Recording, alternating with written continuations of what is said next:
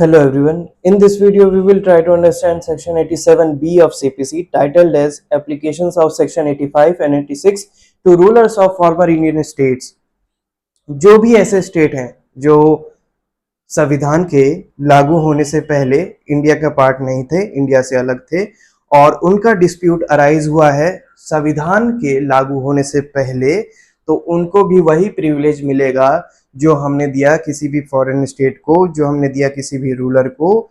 तो ये जो स्टेट हैं जो संविधान के लागू होने से पहले अलग थे, तो इनको भी हम वही प्रिविलेज देंगे जो कि मेंशन है सेक्शन 85 में और 86 में। अब इसको रीड करके देखते हैं। In the case of any suit by or against the ruler of any former Indian state, तो कोई भी ऐसा सूट है जिसमें या तो रूलर किसी व्यक्ति को सूट कर रहा है या फिर वो व्यक्ति किसी रूलर को सूट कर रहा है। कहाँ के रूलर को? एक ऐसे इंडिया के पार्ट के रूलर को जो संविधान के लागू होने से पहले इंडिया का पार्ट नहीं था। तो ऐसे में अगर वो कॉज ऑफ एक्शन संविधान के कमेंसमेंट से, कॉन्स्टिट्यूशन के कमेंसमेंट से पहले कॉज ऑफ एक्शन अराइज हुआ, तो ऐसे में उस रूलर को सेक्शन 85 का और सेक्शन 86 में सबसेक्शन 1 और 3 का जो है प्रिविलेज मिलेगा। See which is based wholly और in part upon a cause of action which arose before the commencement of the constitution. Constitution के कमेंसमेंट से पहले कॉज ऑफ एक्शन अराइज हुआ या फिर उससे संबंधित, उस कॉज ऑफ एक्शन से संबंधित कोई भी प्रिसाइडिंग डॉक्यूमेंटेशन से रिलेटेड है या फिर कोई भी क्वायरी है, कोई भी इन्वेस्टिगेशन, वो सारी चीजें जो हैं वो भले ही चले, लेकिन अगर cause of action commencement of constitution से पहले अराइज हुआ है तो उस प्लेस के, उस स्टेट के रूलर को प्रिविलेज मिलेगा। The provision of section 85 and subsection 1 and 3 of section 86 shall apply in relation to such ruler as they apply in relation to ruler of a foreign state। तो जैसे foreign state के ruler पे section 85 और 86 का benefit मिलता है, ठीक उसी प्रकार अंडर सेक्शन 87B उन रूलर को भी यही प्रिविलेज मिलेगा सेक्शन 85 और 86 का, जो आज़ादी से पहले इंडिया का पार्ट नहीं थे, लेकिन आज़ादी से पहले नहीं, संविधान लागू से होने से पहले इंडिया का पार्ट नहीं थे और उसके बाद थे।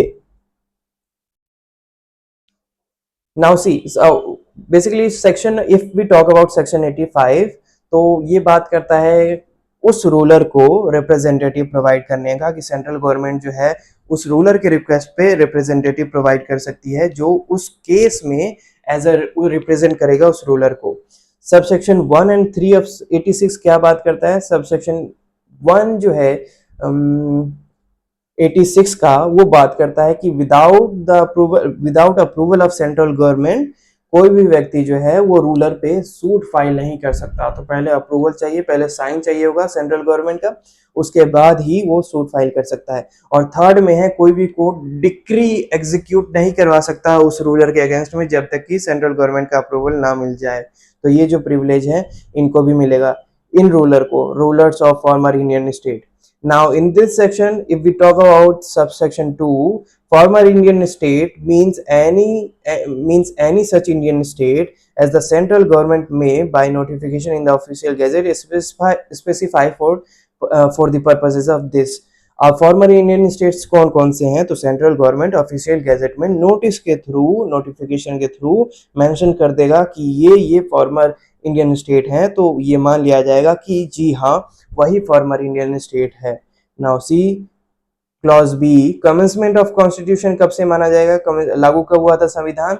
26 जनवरी 1950 में। तो यहाँ से, क्योंकि दो डेट है, एक नवंबर में भी है 26 नवंबर 1947, जो वहाँ पे कुछ पोर्शन जो है संविधान के अप्लाई हुए थे, लेकिन मोस्टली जो है सारा संविधान 26 जनवरी 1950 से स्टार्ट हुआ। तो उसको क्लैरिफिकेशन देने के लिए यहाँ पर स्पेशली ये वाला डेट मेंशन है। Now see, clause C, ruler in relation to a former Indian state. तो फॉर्मर इंडियन स्टेट के संबंध में रूलर की परिभाषा क्या है?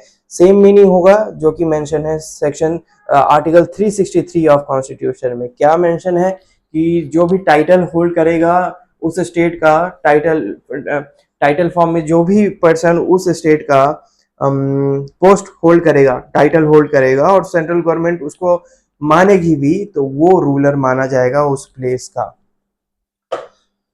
वो अज्यूम कर लिया जाएगा रूलर उस प्लेस का। This was section 87 B of CPC.